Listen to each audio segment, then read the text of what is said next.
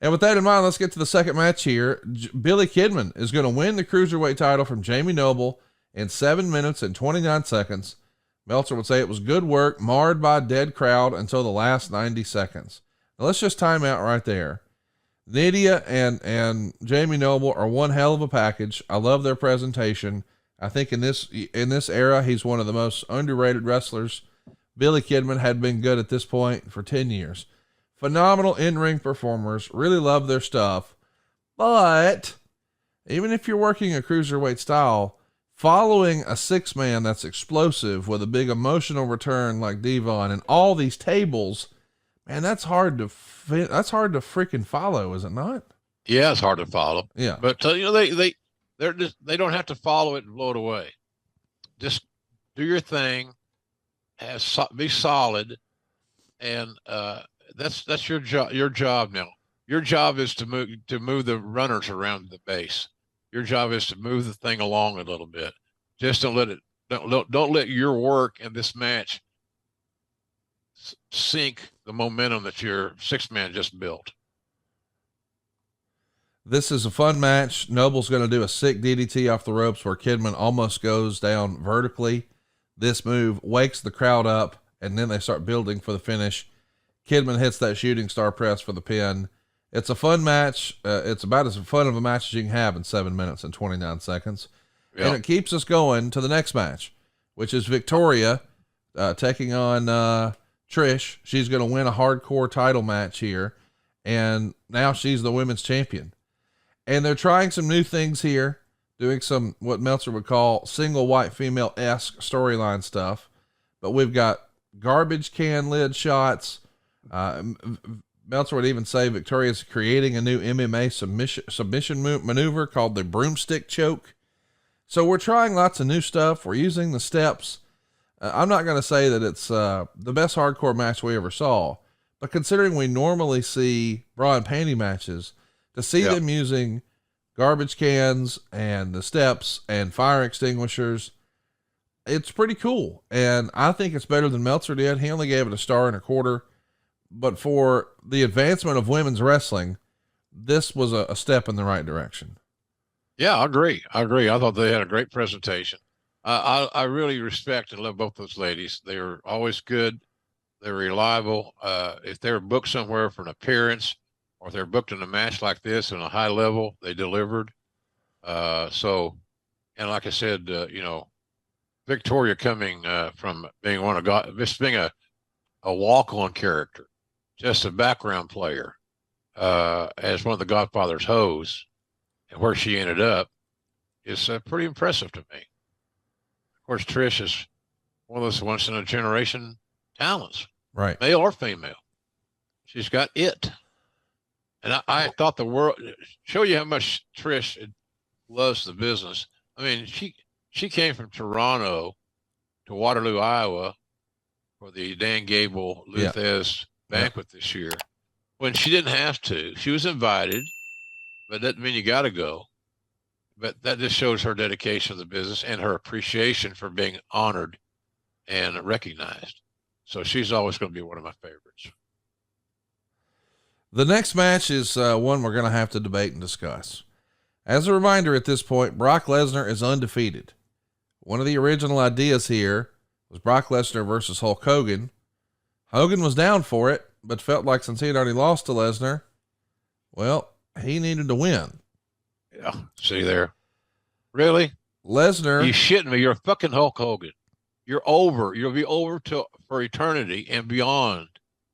And in 3 or 4 days, a normal dude is going to forget. Really, it's not going to become a big issue whatsoever about who won and who lost, especially who lost. You embellish the winner and all that good stuff, but I don't know. I never had a good feeling about that pairing, and it might have been a blessing in disguise that the match didn't happen. Well, instead, as we all recall, Vince tells Hulk, "I'm not ready to beat Brock yet. Sorry, pal." So they go with Big Show, and Big Show beats Brock in 4 minutes and 19 seconds. So this is Brock Lesnar's first loss. It happens just a shade over 4 minutes in. Lesnar's going to use a belly-to-belly overhead, and the MSG crowd, which was already behind Lesnar, pops big for it. Then he does an F5, and a second referee runs down. Heyman pulls him out of the ring, decks the referee. Now, remind you, Heyman is still managing Brock Lesnar, so this is Heyman turning on Brock Lesnar. Show now comes from behind with a chair to the ribs and a chair to the back. Here's a choke slam on the chair, and here's the pin, 1, 2, 3. Meltzer says, in the latest copy of the 1997 Survivor Series, Show and Heyman ran out of the building into an awaiting getaway car. 2 stars. So we're at the 5-year anniversary, if you will, of the Montreal Screwjob here in 2002. And we're going to screw Brock Lesnar out of the title. We're going to do it as the 4th match on the show. We're going to split up Heyman and Brock Lesnar. We're going to hand Brock his first loss in 4 minutes and 19 seconds. And we're going to do it to a guy who the company gave up on at this point years ago. I love me some Big Show. How can you overstate the size and his importance to the company? But man, it was like he's a babyface this week and next week he's a heel, and we just go back and forth. It's interesting to sort of peer into the mind of Vince McMahon, who tells Hulk Hogan, not ready to beat Brock yet. Big Show can beat him in 4 minutes. That's crazy to me. It is crazy. Yeah. It's illogical. Yeah. Why do we need to change the championship? Right. And I would never book that match. The match would never have happened if I had the old proverbial pencil, which has the most powerful weapon in all of wrestling on one end, the eraser. Would never have booked it.